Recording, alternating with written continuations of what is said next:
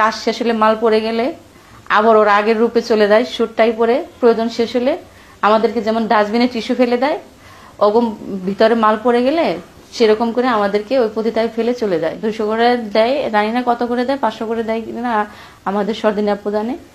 আবার আমার সাথে যখন যে কাজ করে না, সে আমাকে বকশিশও দেয়। আপনি যখন এই যে এই লাইনে চলে আসলেন, আর কখনো কিছু আমার সঙ্গে পরিচয় হয়েছে? না না না, আমার স্বামীর সাথে আর পরিচয় করিও নাই, আর আমি আমার জামাইয়ের সাথে পরিচয় মানে করার চেষ্টাও করি নাই। আচ্ছা, কতদিন যাবত আপনি মানে স্বামী ছাড়া আছেন? 6 বছর। 6 বছর স্বামীকে ছাড়া? হ্যাঁ। আচ্ছা, সংসার ছাড়া, স্বামী ছাড়া 6 বছর। তার আগে কি আপনি তো ভালোই ছিলেন? হ্যাঁ, আমি তার আগে অনেক ভালো ছিলাম। আপনার দেশের বাড়ি কোথায় ছিল? আমার বাবার বাসা হলো গাজীপুর চৌরাস্তা, আর আমি ভাড়া থাকি এখন জয়দেবপুরে। আর শ্বশুর বাড়ি কোথায় ছিল? শ্বশুর বাড়ি গাজীপুর চৌরাস্তায়, একই ইউনিয়নের মধ্যে, একই গ্রামের মধ্যে আমার স্বামীর বাড়ি। আচ্ছা আচ্ছা আচ্ছা, পরবর্তীতে আপনার স্বামী আপনাকে ছেড়ে দিল? হ্যাঁ, ওই যে টাকা দিতে পারি নাই যৌতুকের, কত টাকা চাইছিল? চাইছিল 2 লাখ টাকা। আমার বাবা রিক্সা চালায়, আমরা 2 লাখ টাকা কেমনে দিব? এই কারণে প্রচুর মারধর করতো, প্রচুর অত্যাচার করতো, প্রত্যেক দিন আমাকে না খাওয়ায় রাখতো, খাবারটা পর্যন্ত দিত না। যা তোর বাবার বাড়ি চলে যা, তুই টাকা নিয়ে আস, টাকা নিয়ে এসে দিলে খাইতে দিব, নলে দিব না। এতটাই কষ্ট দিত আমাকে, কি করব, কিচ্ছু করতে পারিনি। আচ্ছা, পরবর্তীতে আপনি কি কখনো ভালো কোনো কাজ খুঁজেন নাই? না, বললাম না যে আমার বান্ধবীর সাথে দেখা হলো, স্কুল লাইফের বান্ধবীর সাথে রাস্তায় আমি কান্না করে করে গেতেছি, এই স্বামী মারধর করলো, পরে রাস্তাতে হাইটে গেতেছি, ওর সাথে দেখা হইলো। পরে কি ওই যে আমার এই জায়গায় নিয়ে আসলো, যেটাকে বলে খানকিরা যেখানে থাকে, মানে সুটটাই পরে আসে, কাজ শেষ হলে মাল পড়ে গেলে আবার ওর আগের রূপে চলে যায়, সুটটাই পরে প্রয়োজন শেষ হলে আমাদেরকে যেমন ডাস্টবিনে টিস্যু ফেলে দেয়, ওরকম ভিতরে মাল পড়ে গেলে সেরকম করে আমাদেরকে ওই পতিতায় ফেলে চলে যায়। আবার যাওয়ার সময় সুটটাই পরে ওরা আবার চলে যায়।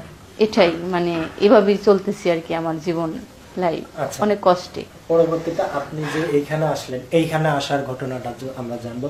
তো যাওয়ার আগের দর্শক, আমরা অনুষ্ঠানের একেবারে শেষ পর্যায়ে, আগামী পর্বে দেখা হবে নতুন কোনো গল্প নিয়ে, এবং এই আপুর আরো কিছু কথা থাকবে, সেই কথাগুলো তুলে ধরবো। অবশ্যই আমাদের সাথে থাকবেন, চ্যানেলটি সাবস্ক্রাইব করে রাখবেন। প্রতিদিন রাত 9:15 এরকম নতুন অনুষ্ঠান দেখতে চাইলে, অনুষ্ঠান সম্পর্কে কোনো মতামত জানাতে চাইলে অবশ্যই কমেন্ট করে জানাবেন।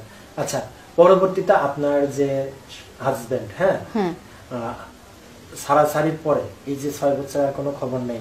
না, কোনো খবর নেই। এখন এইখানে কিভাবে আসলেন, এটা যদি আমাকে একটু বলতেন। আমি এইখানে স্টার্টিংটা মানে কোথা থেকে?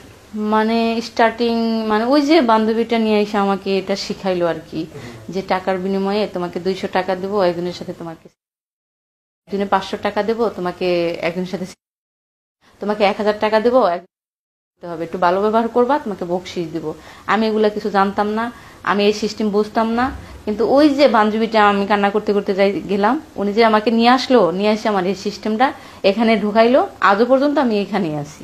মানে টাকার বিনিময়ে আপনি থাকা আর কি? হ্যাঁ, টাকার বিনিময়ে অভাবিত। মানে আমার বাবা রিক্সা চালায়, আমি আর পরবর্তী পিছন ফিরে আর কখনো যাই নাই, আমার বাবার কাছেও ফিরে যাই নাই, আমার স্বামীর বাড়িও ফিরে যাই নাই।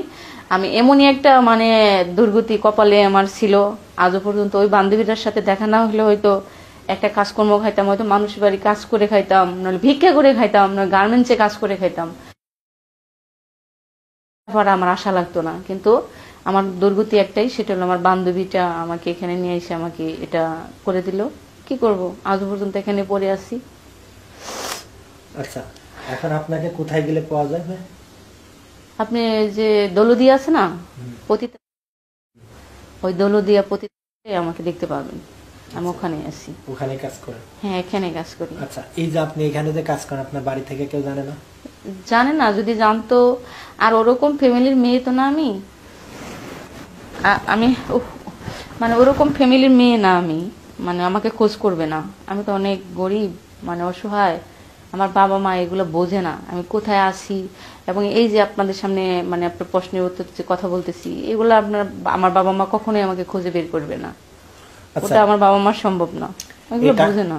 টাকা কামাই করে টাকাগুলো কোথায় দেন আপনি? টাকাগুলো সর্দানি আপু নিয়ে নেয়, আর প্রতি মাসে আমাকে খরচা দেয়। আর হলো আমার কাপড় চোপড়, ড্রেস আপ, কসমেটিক, মোবাইলের খরচ এমনি মানে খরচা দেয়। তাছাড়া আমাকে এমনি অগ্রিম কোনো টাকা পয়সা দেয় না। আমি জিগাইলে বলে আপু আমাকে 10,000 টাকা দাও, 5,000 টাকা দাও। বলে তুই টাকা দিয়ে কি করবি, তোর বাড়িতে খরচ দাস না, কিছু না, মরে যাক তোর বাবা মা। মানে আমার সর্দানিটা না অনেক খারাপ ব্যবহার করে, রাব ব্যবহার করে আমার সাথে, মারধরও করে। আচ্ছা, আপনাদের এখানে কি ধরনের লোক আসে মূলত? ভিআইপি লোক আসে, তারপরে রিক্সাওয়ালা আসে, অটোওয়ালা, ভ্যানওয়ালা, সবাই আসে। কত করে রেট আপনার?